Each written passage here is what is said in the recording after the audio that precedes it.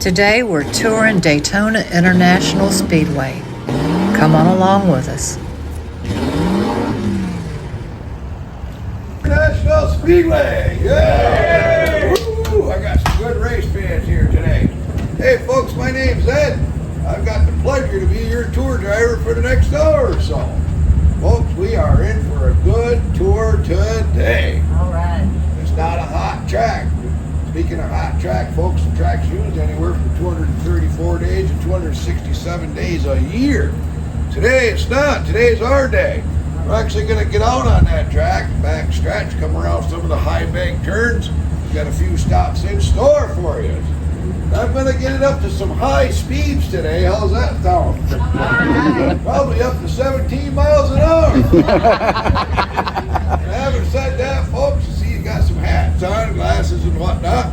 If you happen to lose an item when I'm cranking around them high banks and down that back stretch, folks, please don't unhook the chain and jump off. I have to mention that because people have actually tried it. You can all hear me back here. You want to give me a little wave? Thank you very much. Welcome to the Daytona International Speedway, the world center of racing. Known for the great American race, that Daytona 500 held here February of every year. Hey, folks, for those of you who are not familiar with Florida, we're about ready to walk one of our Florida hills right now. On to their road.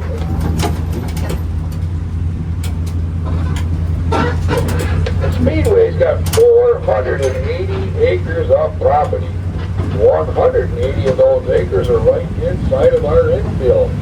Our infield's actually large enough for that field.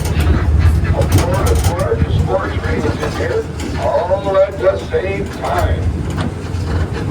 Folks, I got a short message I'd like to take for you from the three-time Daytona 500 champion, Jeff Gordon himself. Hi, this is three-time Daytona 500 champion Jeff Gordon. I'm pleased to welcome all of you to Daytona International Speedway. Nearly 60 years ago, a small-town auto mechanic named Bill France Sr. dreamed of creating a racetrack that was bigger, faster, and more exciting than any before it. In the ensuing decades, his belief and big dreams transformed Daytona International Speedway into the world center of racing. Synonymous with names like Petty, Earnhardt, and Allison, Daytona International Speedway has captured the imaginations of the millions who have set foot on these hallowed grounds. Now, Bill France's dream has taken yet another step forward with the reimagination of this American icon, blending the modern amenities that today's sports fans demand, the heritage that race fans expect from Daytona. As 2016 saw the closest finish in the history of the Great American Race, it not only conjured memories of Johnny Beauchamp and Lee Petty's three-wide photo finish in the inaugural 1959 Daytona 500, but reminded race fans everywhere that a reimagined race experience has changed the core of what Bill France envisioned decades ago. Welcome to the World Center of Racing. Oh, thank you, Jeff. Hey, folks, taking a look off the passenger side over there in the infield, you'll see Lake Lloyd. Lake Lloyd is a man-made lake, and from there is where they haul over 100 million cubic yards of dirt and fill to build the high banks that we have here around the track. We're actually up on the bank of Dirt Street right now. Also, Lake Lloyd now is off 13 to 34 foot deep. Prior to our race weeks, each year they'll come and stock Lake Lloyd with fresh fish. If you got an infield camping area during our races, you can actually fish in Lake Lloyd.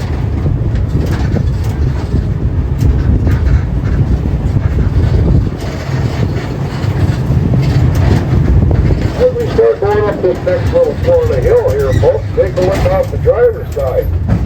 Over there off the driver's side, you'll see the Daytona International Airport. Here at our Speed Week, that's where all the cup drivers, car owners, crew members will bring their little families. It also makes it very convenient for race fans as well. If you plan it just right, you can fly in just before the race, catch an Uber over, and fly out at the end of the race. Here at Speed Week, they're actually so busy over there, they have to shut down one whole airstrip. That's mainly for just the cup drivers, crew members, and car owners' private jets.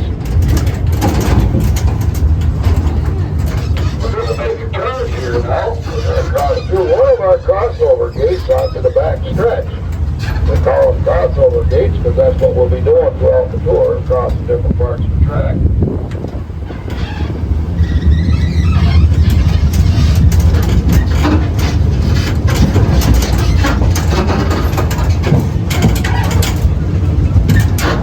Once again, folks, I'd like to say welcome to the Daytona International Speedway, the world center of racing. Looking off on the driver's passenger side, folks, we'll say passenger side, you'll see turns 3 and 4.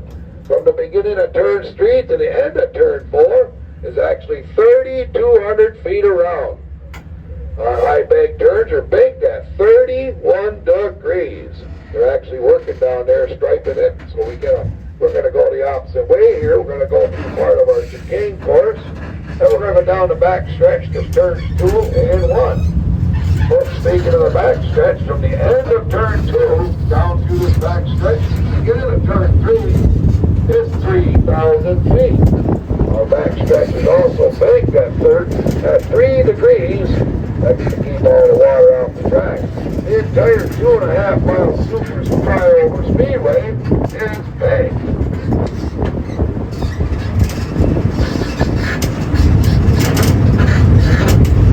Let's take a look over at the grandstands. 2013 to 2016, a $400 million renovation. Now we can sit very comfortably 101,500 race fans right there in the grandstands. Check out all the different colored seats, folks. The engineers thought of that as a little media trick. When the cameras are on the grandstands, it looks like a full house. It sure does. Well, trust me, folks, here in the Daytona 500, it's always a full house. They sold out proud. Prior to any race here, folks, maintenance has got to come out and check every nut and bolt on them grandstands. And over here on the driver's side was the original backstretch grandstands built in 1958. They keep the poles up there for today for all the sponsors to put banners up there. And I got to thinking that I think you're going to see some more stands down this backstretch here in the near future. Because it's always a sell-out crowd for our races here. We're getting ready now to enter turn 2. Take a look off the driver's side, you're going to see that large snowpole sign. As we roll by the snowpole sign, take a look up in there between the two signs. You'll see 1 to 2 chairs. That's actually one of our official NASCAR spotters stands. We've got 4 of them around our high bank turns, 1 at each entrance and 1 at each exit. The NASCAR official spotters sit up there watching out for debris or any other problem that could bring out a caution. This slowly will radio over to the flagger, and the flagger will bring out the caution flag. Now, folks, we're into turn 2. I'm going to slow it right down here for a second so you can get a good picture of turn 2. Check out that bacon. 31 degrees. Now, if you were out here with your personal car, you'd have to maintain at least 55 miles an hour, or chances are you could barrel roll right down off that high banking. Now, folks, from the bottom of the racing service out here at this double yellow line up to the wall is only 40 feet wide. Now, you imagine 3 cars wide coming around this turn at 195 miles an hour. Prior to the rig restrictor plates, they used to come around these turns at 220 miles an hour. Now some of the drivers will try it 4 wide, folks. That's why you see them dents and them dings up there in that outside wall. Well, fortunately for our drivers today, we have a safer barrier. Safer barrier stands for flexible steel tubing, foam, energy reduction. Now, if a car hits that wall today, the flexible tubing on the outside will give way into the styrofoam. The styrofoam gives way greatly up to the cement wall. And it greatly reduces the impact of the energy of the impact. We have flexible steel tubing walls now all the way around the track. Outside walls and inside walls. Folks, over on the passenger side, we'll take a look over in the infield. you'll see part of our road course. Our road course is actually 1.5 miles infield. We get the Arca cars, Road Series cars, the Corvette clubs, Merrill clubs, motorcycles, World Champion go-karts. They all come right here to race our in course, the road course. They'll come in at one end of pit road. They'll do that 1.5 miles. They'll go on the other side of the pit road. And the total road course here at the Speedway is 3.5 miles.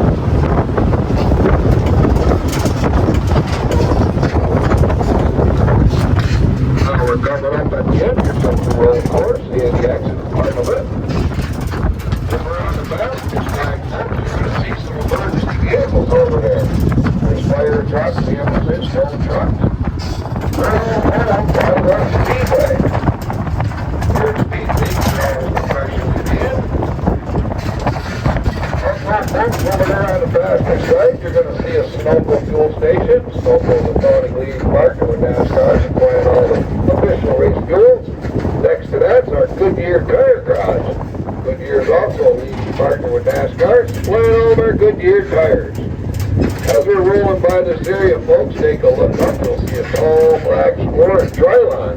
We've got 2 of them down the front stretch now. They keep track of the leader's positions and what lap they're on. Also next to that's a 40 by 80 flat screen TV. We've got 4 of them down the front stretch now, folks. 2 40 by 80s, 2 20 by 40s. Also in the fan zone, we've got a 20 by 40 there as well. We set up during our race weeks. Now, folks, for those of you who have seen this on TV and on the movies, you would think the tri-oval section is flat. Well, we're entering the tri-oval sections now, folks. Take a look out the driver's side. It's not flat. It's actually baked at 18 degrees. We're going to make our first stop right here at the start-finish line. I'm going to ask everybody to exit the tram on the driver's side. Please don't walk over in the grassy area. I'll tell you why when we stop. You'll be able to get out and walk up to the wall, folks, and get some pictures. Please be careful, because 18 degrees is a lot steeper than it looks. You'll notice the flagger station right here. That's 22 feet off the ground. From the blacktop to the top row of the grandstands is 150 feet. That equals 15 stories.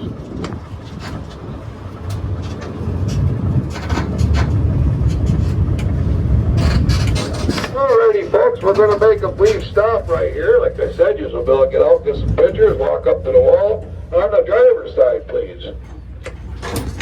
Here, this ain't flat. Now you're seeing it for yourself. 18 degrees. Now you imagine. Folks, if we'd have stopped at one of them high bank turns at 31 degrees, you're welcome to go up to the wall if you walk, grab some pictures, and we'll go on to our next stop. You want it? Anybody want me to grab your camera and take a picture for you? I will while we're here, folks. Man, that is steep. Good night. It doesn't look this steep.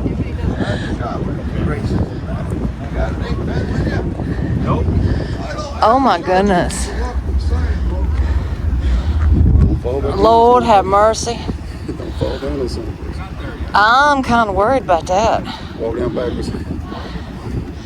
Sideways. Most of mine are back down to the road. Back down what? Down this hill. Oh, I'm scared. Like, I'm not even kidding. This is rough.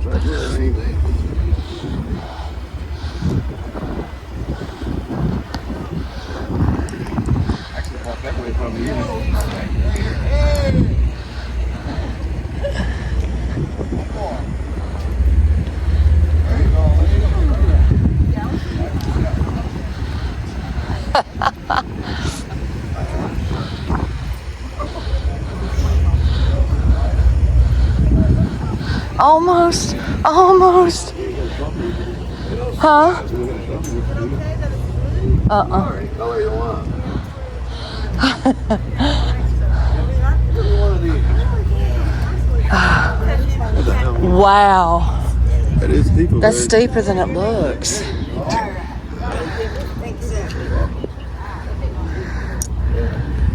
Absolutely, my friend. Absolutely. I'm trying to get it lighter.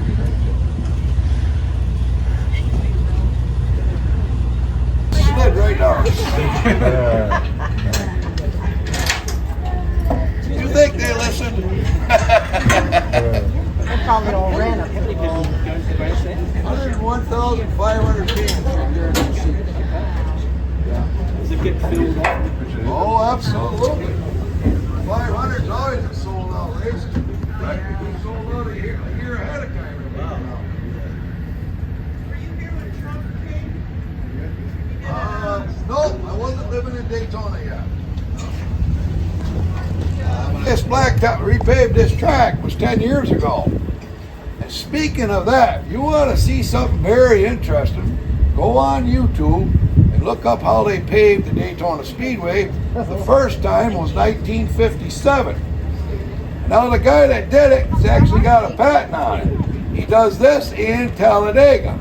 You want to see something interesting, they had bulldozers, cranes, graders, all kinds of heavy equipment. Of course, we didn't have the fencing around the whole entire speedway. They'd send out cables and it would hold down the pavers, the rollers, and anything else. Dump trucks, bringing out the blacktop. It would hold them down to keep them from rolling down off these banks. Interesting. The guy's done it twice over the years. So what they do in the meantime, they crack seal it. That's why today we're not allowed to go on 3-4 because they've been doing that and touching up some of the paint down there. All right, folks, we got to head out. We got a few stops we want to make. We'll try to keep on schedule. What's that? Sure. Hey, everybody.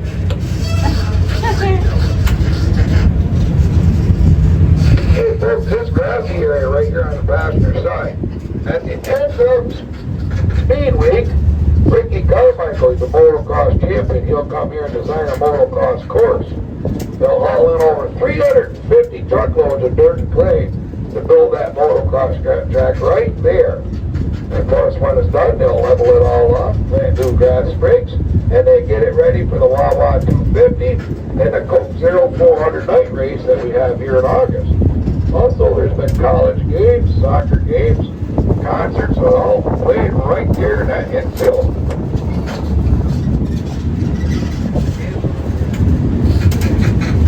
Well, folks, as we make this turn for the entrance of Pit Road, I'm going to ask you to take a look down off the driver's side.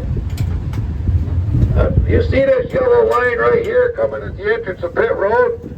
Now you imagine 3 and 4 wide coming out of turn 4 at 195 miles an hour.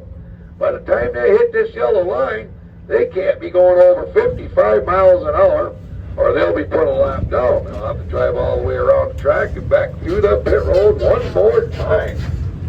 That's professional driving right there, folks.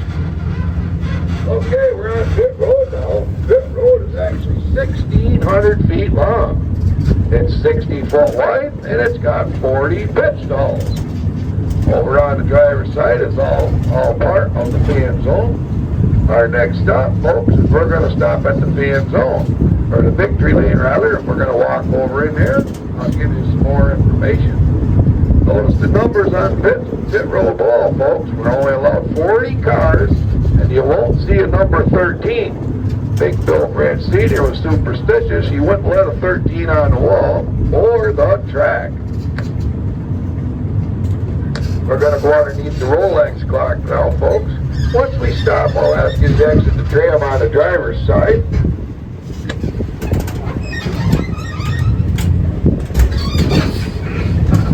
We go over in there, folks. We're not allowed to get up on the stage or into the stands. I'll explain why once we get over in there.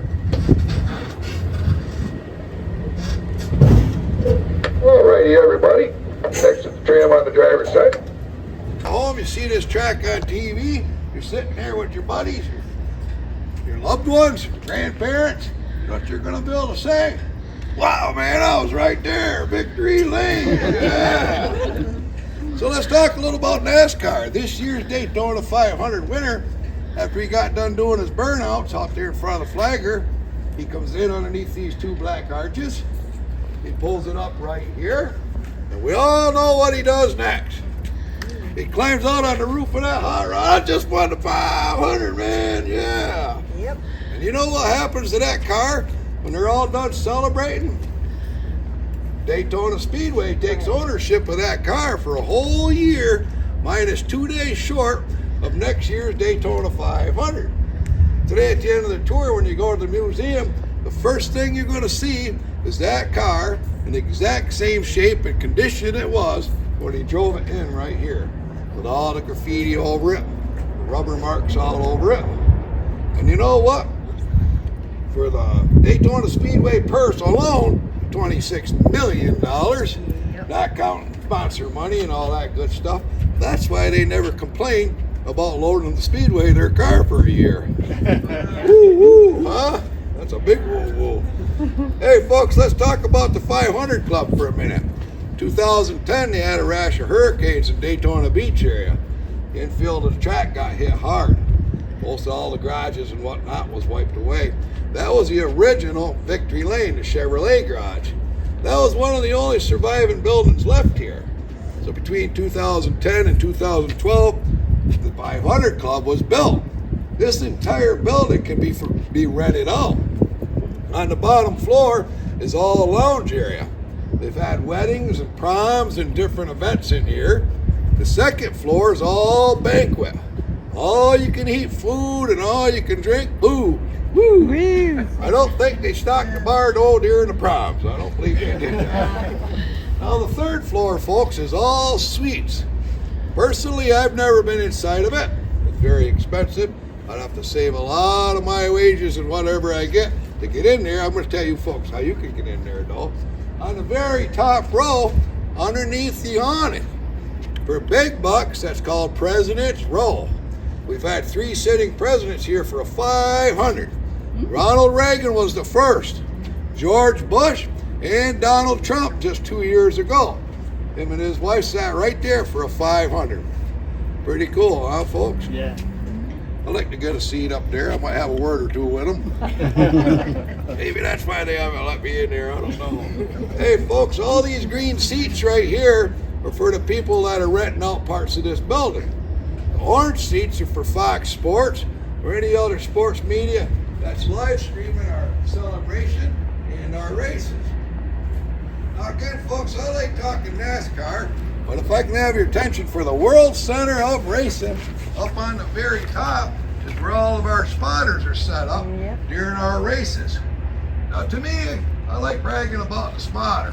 To me, he's like the #2 most important guy on today's team. The reason I say that, with today's NASCAR, with the 5-point harness and the Hans device they come out with after we lost the Intimidator, God bless him, that Hans device goes right around his helmet. He's got a 5-point harness. That guy's strapped in that car that's so tight, he can't turn to the right or the left. Can't look out to the right or left. He doesn't even have side mirrors like we do on our road cars. He's got a little tiny rear view mirror. Now think of this, 195, 200 miles an hour, 3 and 4 wide coming off these back stretch corners. That guy right up there is hollering, hey, up high, down low. That's why I like bragging about him. He's the man right there, besides the driver, you know. That's pretty cool. And out there, also up on top there where the guardrails are, folks, I call it broken guardrail, but it's supposed to be like that. That's where all the Fox Court cameras, TV cameras, are all set up. Again, that explains why when you see it on TV, the tri-oval section looks flat, because the cameras are pointed right down on the track. What section? The tri-oval, which is right in front of us, that's called tri-oval section. Now, that whole top row of glass windows is all suites. The second row is all suites. There's a total of 76 suites in that building, folks, that can be rented out. They all come stocked with all-you-can-eat buffet, lounge set-up area, You can drink booze, state-of-the-art cinema chairs, big bucks. Don't ask me how much that is. The only time I've seen the inside of it is I found the door open and took a peek in there. Yeah. Now you see where the curtains are up and the white tables? That's media from all over the world. They own that whole part of that section. All over the world. Now folks, I like pointing this out to my guests. The bottom section, you see the patios? That's all part of Rolex. Rolex has got 3 bars, a couple different restaurants through that whole section, which you can rent a space in there as well and sit there.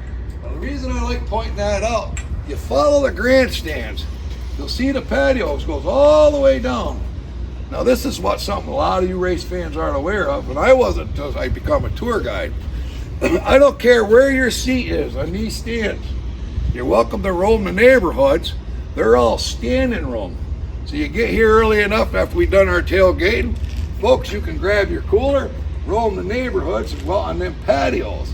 It's standing room, and the reason why is because NASCAR, because security likes to rotate everybody, give everybody a fair shot. They don't want you to spend a day out there for a whole race.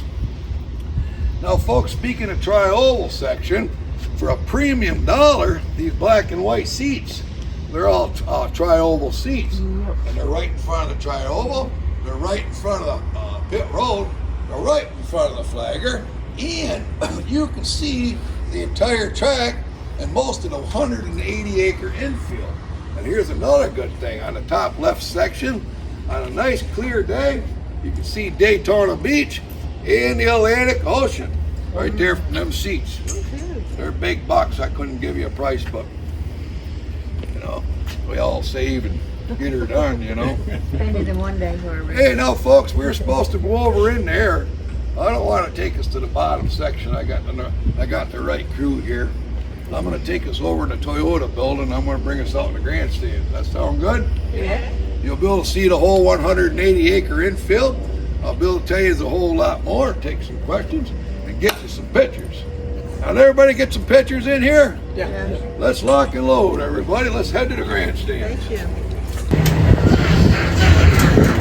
Hey folks, down on the passenger side, you'll see another one of our Stump and fuel stations, Goodyear Tires Garage. One of our fire trucks.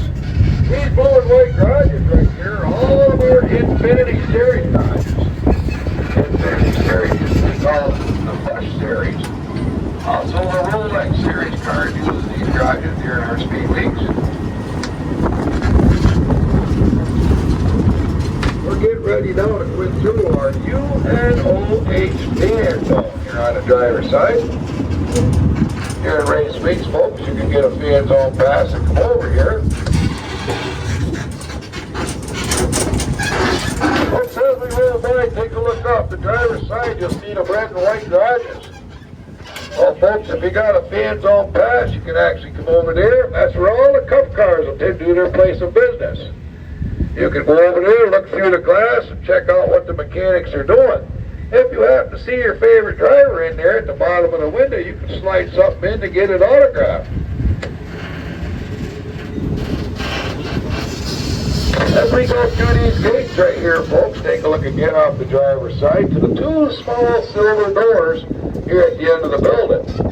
During speed weeks, if you've got a fan zone pass, you're right here, folks. You can come over here. That's where your cup drivers have their daily startup meetings. You hang out here, chances are you can get a meet and greet. That's pretty cool. Down there off of the driver's side, you'll see the Advent Health Care Center. That's actually a state-of-the-art mini hospital. It's always fully staffed with doctors, nurses, and any other medical personnel they need during our races. If the driver needs attention, that's where they'll be going. Again, on the passenger side, you'll see the east end corner of our road course. Now, folks, over again on the driver's side, on the other side of this black rail fence, that's a state-of-the-art premium RV site. That's where all the cup drivers, car owners, crew members will bring their little families. Of course, it's always highly security, and it's really close to their place of business, which is the cup garages.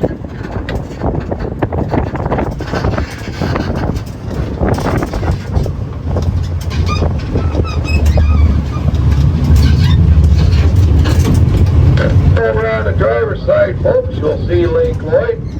Around 2008, they took away about a third of the north end of Lake Lloyd to build an additional 250 premium RV sites.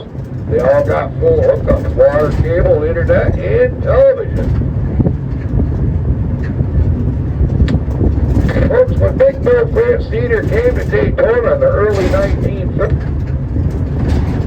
went to work for a fella named Jimmy. Kind of like doing dealer.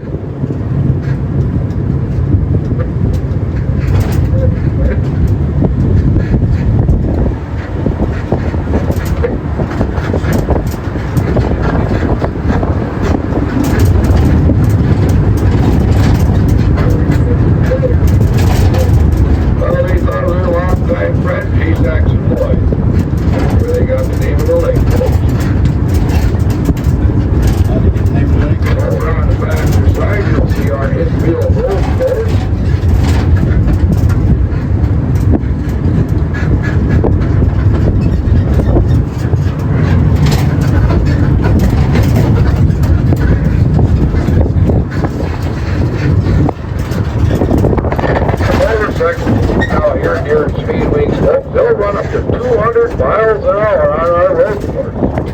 Well, of course, again, it's 3.5 miles up the track, infield and track.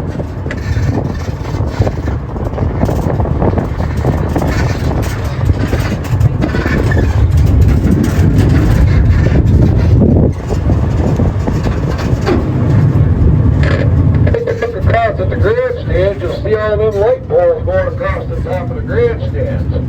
They were all put in preparation of our very first night race in 1998 of August. Well, folks, guess who the driver was that came out and ran 3-4 laps under the lake to see if it was a go or not?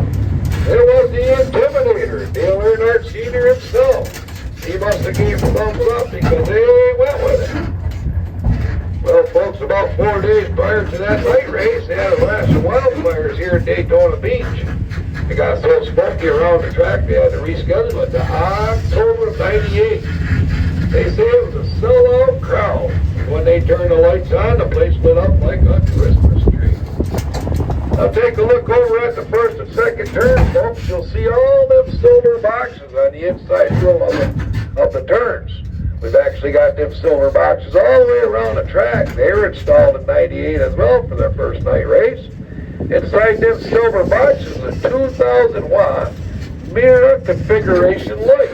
That's right, so if a driver happens to spin out and he's facing one of them boxes head on, he won't be blinded by the light.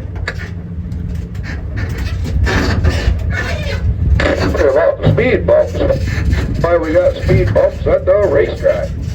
Okay, we're going to go underneath turn 1 now through turn 1 tunnel. Hold on, folks, it's a little bit of a roller coaster ride. Are we ready? Here we go.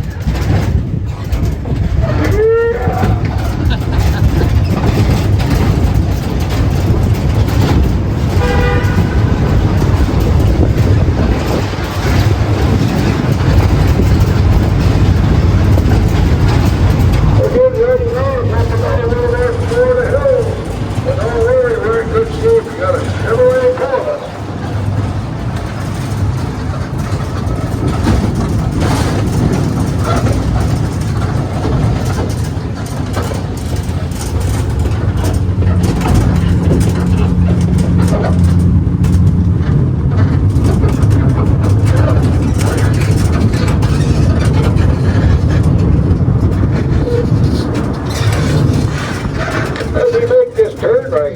Take a look off and get on the passenger side. You'll see another one of our camping areas with all full hookup.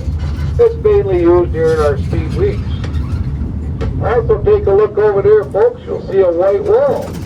That's our flat track. It's a half-mile flat track. That's mainly used for motorcycles and go-karts.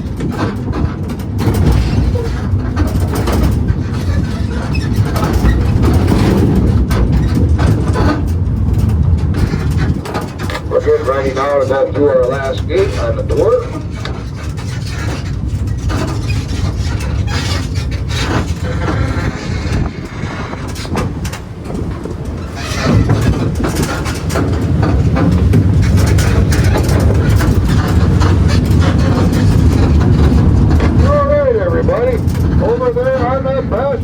side is our new state-of-the-art motorsport seating facility. A $400 million renovation. Now we can sit very comfortably 101,500 fans. Inside that facility, folks, we've got 5 injector gates. The first injector gate we're coming up on now is the Admin Health Care Center.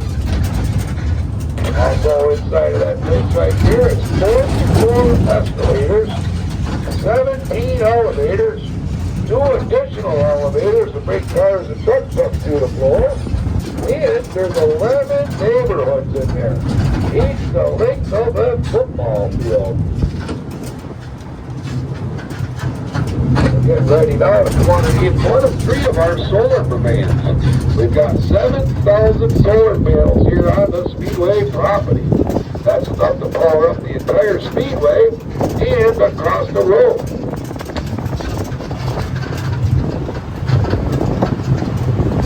Get ready to come up on our next extractor gate in Chevrolet, folks. Take a look up there. You'll see a brand new Z09 Corvette that's sitting there all summer long. Team Chevy.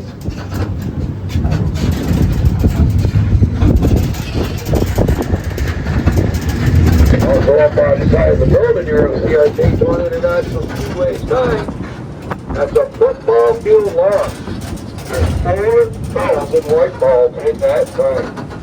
I wouldn't want to be the maintenance guy who's got to go out and change those light bulbs. Get ready now to play our next extractor gate. It's the exhaustor gate, folks. Take a look now. You're going to see the start-finish line. It actually goes right up through the building, down through the seating area, to the flagger where we all just was, and over to the 500 Club where we just left. Now we're coming up on our Toyota building off on the passenger side, so see a little road course. Here at Speed Week, we're on 2 cars and trucks here, give race vehicles a little ride. That little hill right here is actually 31 degrees. We're going to make the stop right up here, folks, but we realize there's the passenger side off the trail. Please don't leave nothing personal on the trail, so this area is open to the public. We're going to go on up into that neighborhood. I'm going to show you our infield area. We exit the trail, I'll unlock the gate. I'll meet you right over there where the cars were parked by the escalators. All right, everybody, go on exit the passenger side now, please. Hey folks, up until yesterday we had last year and this year's Toyota lineup. They brought a crane in and took them all out of here. They're coming back with a whole new lineup of next year's race cars. It's actually 31-degree banking right there. I'll meet you all over there, folks. We'll get on an escalator, we'll come into that building. 31 degrees.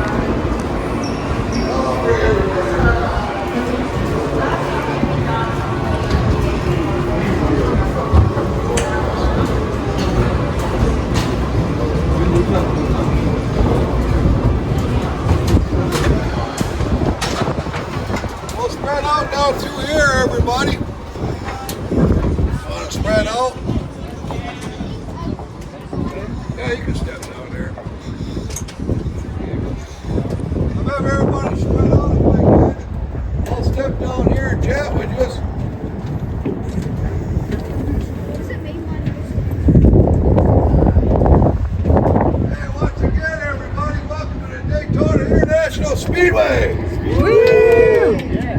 There's 180 acres you're looking at right there. Remember earlier I talked about the Daytona International Airport, straight away.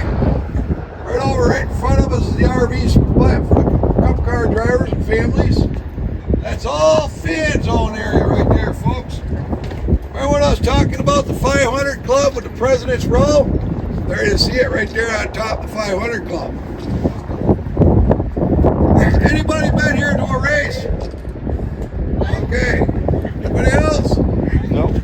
Anybody got it on their bucket list to come to one of these tracks and do some hot rod racing? Yeah. Hey folks, I got some more goodies I'm going to share with you. The French family owns 13 tracks. 2 of them are super speedways. The other sister track is Talladega. You know they're almost identical. The difference between Talladega is the start-finish line and their banks are at 34 degrees. Here's 31 degrees. And where I'm getting at, folks, France family's pretty nice. They like to treat their fans very well. And what I'm saying, here's one of them. You're welcome to bring a 14 by 14 by 14 cooler to all these racetracks. And trust me, from experienced folks, it'll fit a 12-pack of your favorite beverage right in there. If you want to throw some sandwiches in there, and I'll explain why. Them coolers, they fit perfect underneath these seats. I like sharing this information with you because the money you're going to save versus a $13 hamburger without a slice of cheese on it, a $10 hot dog, and a $12 12-ounce soda. If you bring your own, you just saved up enough money to buy a fan zone pass and go over there for our pre-race ceremonies. And if you want to, you can stay there and watch the whole race over there. And that's a fact. Folks, inside that venue, there's 11 neighborhoods, each the length of a football field. If you need to leave your seat for any reason at all, you're not going to miss out on a thing. There's 2,200 flat screen TVs in that building, and that includes the restrooms. That's pretty cool, huh, folks? Now, another thing, folks, I'm an old redneck, race fan from upstate New York. And I used to save my money up, save my vacation time. I'd take my son, we'd travel some NASCAR circuits. Well, besides that, 2 years here, 2 years of 500s, I learned where the best seats are. And I learned how to save my race fans anywhere from $300 to $400 a seat. Would you like me to share that with you? Sure. All right, folks. Now think about this since COVID and the whole 9 yards. Money's times tight, money is hard. Like me, I save up my money, I save up my vacation time. NASCAR, the Daytona 500 is the Super Bowl of NASCAR. You planned it for a whole year, man. You want the time of your life, right? Instead of spending $400 or $500 on one of them top row seats, because once you do, you go to cheer on your favorite driver. What's that guy behind you gonna say? When you sit down, man, sit down. You're blocking my $500 view. I don't want to hear that. I want to enjoy my 12-pack and have a good time here at this racetrack. Hey, folks, this lower section, all the way across and including right behind you, you can get these seats for $100 plus. To me, I'm going to explain why, and I'm going to give you several reasons. They're the best seats in the house, especially at this track. First of all, you can see pretty much the entire track. Some people bring a 10 by 50 pocket monocular, but folks, you got 4 flat screen TVs. And down here is all true race fans. You're gonna have a time of your life. Down here, when you feel that breeze blowing your shirt, that's not Daytona Beach breeze. That's 3 and 4 wide at 195 right here, man. Yeah, woo woo. And not only that, you're gonna smell that true blue racing fuel. That's better than that cologne my grandmother sent me up there. Yeah, sure. And folks, not only that, your seats are going to be shaking. They're going to be vibrating. They're going to be pounding. That's what you came here for. 195, 3 and 4 wide. Woo, that's what you want. And here's a good one. I had the girlfriend here last year. We were sitting right down in there. She had a white blouse on. About 150 laps into it, I looked over to her and said, oh, baby, look at that. She looks down. She had a belly right full of NASCAR Goodyear tire souvenirs. She wasn't very impressed, but I took them in there to 65th anniversary. Yeah. I don't know if she's a big fan of the cheap seats, but I love them. And folks, you want to bring a scanner if you come to one of the races. A scanner. You can program your driver, crew chief, your spotters, and you can punch in the leaderboard, and you can change it as quick as you want. Headphones come with them, and if you don't have one, you can always rent one at the track. That's a must, folks. And another thing, if you go into the cheap seats, you definitely want ear protection. But you're going to get what you came here for. You will never, ever forget that thrill. I've been to 2 500s. Ladies, I got something I want to tell the ladies. I've been to a few races in my day. I've watched a lot of flyovers. Last year, the 65th anniversary was the Thunderbirds. Instead of about a 5 or 10 minute flyover, they probably gave us 25 minutes. The best I ever saw in my life. They come around here in a squadron of 6, right down through the grandstands. They broke out, made a star formation out there. Next thing you know, they were gone. They're separate ways. Within seconds later, coming right back over the grandstands. Unbelievable. God bless America. Ladies, is all women pilots. Best show I ever saw in my life. Yeah. Everybody get some pictures here? Anybody got any questions? Plus, there's a NASCAR set up. You can sit in it, get some pictures taken. We actually got a 31-degree wall with Dale Earnhardt, many other good old boys, cars right there on display. A lot of old boys from the, like I said, early 30s to today. There's also speed record breaking vehicles in there from the Daytona beach to this day. Airplanes, motorcycles, and boats. I got a quick question I want to ask my race fans here. In 1948 on Daytona Beach, down there by Ponds Inlet, it was the very first sanctioned NASCAR race. You know what make car won that? Chevrolet? What'd you say? Hudson Hornet. Hudson Hornet. And you're going to see that car on display in our museum. It's pretty cool, folks. So get your cameras ready. You're going to have a good time in there. There's a restaurant down there again, North Third Restaurant. There you go, folks. If you have some time in Daytona, jump on A1A. Go down to North Third Restaurant. It's just before you get to Ponds Inlet. That's where NASCAR started. They did 2 miles of the road right there. Went out and did 2 miles or less on the beach. There's a lot of exhibits. Some NASCAR is still at present right there. They also have good lunches and whatnot there. It's a good stop. And if you're right there as well, go down the road another couple miles to the Ponds Inlet, which is right on the river. You're going to see the world's second tallest lighthouse. You know, I'm just talking the United States' second tallest lighthouse. Beautiful Veterans Park. Nice place to eat right there on the river. There's some, you know, a little traveling advice for you folks. All right, we ready to go? We'll head down to the tram. We'll head to the museum.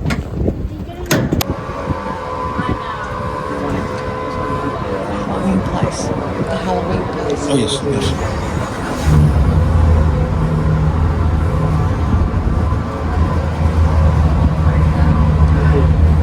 I don't remember doing this much work on the Vegas one. We did. Did we go up the stands at the Vegas one? I don't go on the track. We went on the track. I don't recall going to the All right, stands. everybody, take a look off over on the driver's side. You'll see the Bass Pro Shop store over there. If you got a little time on your hands today, you want to take a walk through that place. Check out the exhibit. It's absolutely beautiful in there. If you're a sportsman, you definitely want to check that out, folks. I've been over there myself a few times. That whole entire area is called One Daytona. That's all part of the Speedway. There's plenty of parking over there for our race fans here in Speedway. A couple of footbridges, and they also offer shuttles back and forth here in our races. There's a few nice stores over there. Also a few nice restaurants. Good place to get a good cold beverage. 2 good hotels. There's also a state-of-the-art movie theater over there with reclining chairs and a full bar. Never heard of a bar in a movie theater, but there's one over there. Hey folks, that big glass building you see over on the driver's side, that's actually NASCAR headquarters. That's where the France family is present to this day. That's where it all happens, right here, folks. So we're getting ready to come up on one of three of our statues. The first statue right here is on the passenger side. It's Bill France Jr. Took over the race from his dad in 1972. Next thing you know, folks, take a look down at these red bricks. It's the walk-up hills, all of our Daytona 500s. Handprint, footprint, and their autograph. And our next statue is the Intimidator, Dale Earnhardt Sr., the 1998 Daytona 500 winner. He says that Dale's got more wins at this racetrack than any other NASCAR driver with a total of 34. The reason I stopped, folks, take a look over there, you'll see a set of his bronze driving gloves right there next to him. He wore them in the 1998 Daytona 500 race. And our next set of statues, folks, is Bill France Sr. himself and his lovely wife, Anna P. It's been a pleasure being your tour guide, folks. My name's Ed. I've got a short message I'd like to play for you. It's from this year's Daytona 500 winner. Hey, this is 2023 Daytona 500 champion Ricky Stenhouse Jr. Thank you for visiting Daytona International Speedway today. As you saw firsthand, everything at this state-of-the-art motorsports facility has been reimagined. Whether it's your first time here or you're a Daytona veteran, this venue has reinvented the motorsports experience for everyone. Daytona's schedule of events has something for everyone, including stock cars, sports cars, motorcycles, karting, car shows, concerts, and more. Tickets for all events can be purchased at the ticket office inside the tours building or at DaytonaInternationalSpeedway.com. The final stop on today's tour features my number 47 JTG Doherty Chevrolet that I drove to Victory Lane in the 65th running of the Daytona 500. The car is in exact shape and condition as it was in Victory Lane. It's an exciting time at the World Center of Racing, and we hope to see you again soon. Speedway.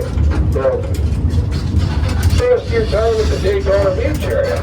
I'll stop here. I'll ask you to exit the tram on the passenger side. I'm going to walk around and meet all of you and unlock the door. Alrighty, everybody. We can get off on the passenger side now, please. Again, everybody, for joining me on today's tour.